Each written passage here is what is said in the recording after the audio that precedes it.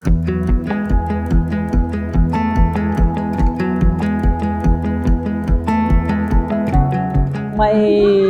approach really is you will be able to study naman the law, no? So what I want is you will be able to bring the law closer to communities, and today is an embodiment and realization of that vision in this class, that you will be able to translate the complexity of law into simple terms, and making, of course, the law more understandable, which consequently make our students to be not students but our communities to be learned and vigilant, and in turn they will become also empowered consumers.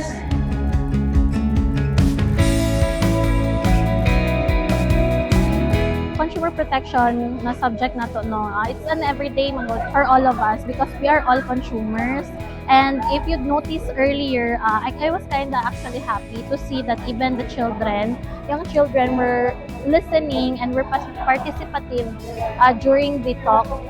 They were even able to answer few questions, no. So I saw that it's nice to start them young, and what I learned is that even if it's an everyday thing for all of us, because we are consumers, we need to revisit the learnings that we were able to listen to kanina from our panelists, for us to remind that we have certain rights and we have to be very careful on sa Shopee na to, itong mga digital na to nga mga purchases. So I was very happy that I was reminded again of those information.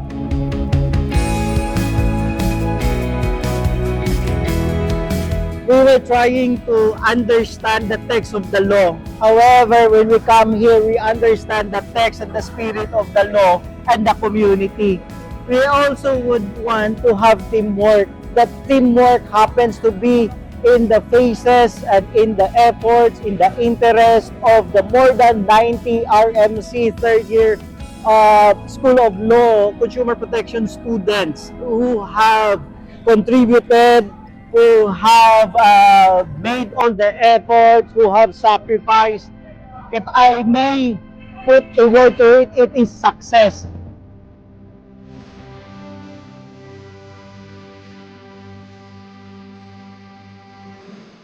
Ang nakatunan ako ang event is how to alam kung tama ba or dili ba fake ang kwarta, ang consumer protection and everything na kailangan related sa difference sa SEC and sa Bangko Sentral ng Pilipinas.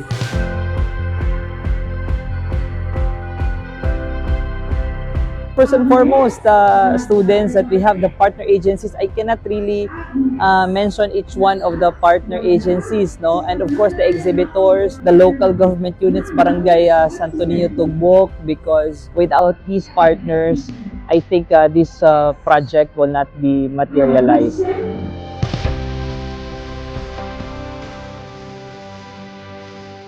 To all our partners, no, the BSP, DTI, Smart PLDT, DA, and FDA, who were our panelists, as well as our partners, Seymour Pastries, to the Integrated Optometrist of Davao City, RMDU, Tugbok, Police Station, lahat ng partners natin. Thank you so much for making our activity possible.